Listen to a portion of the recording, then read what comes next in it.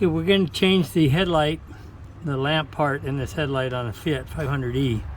So this cap here, you need to rotate about an inch and it'll come off. So you just turn it like that, it comes off, and then you can just see this clip right here. That's the wire.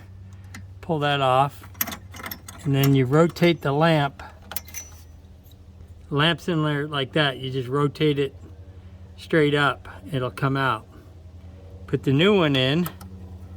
Clip the lamp, the wire on the lamp.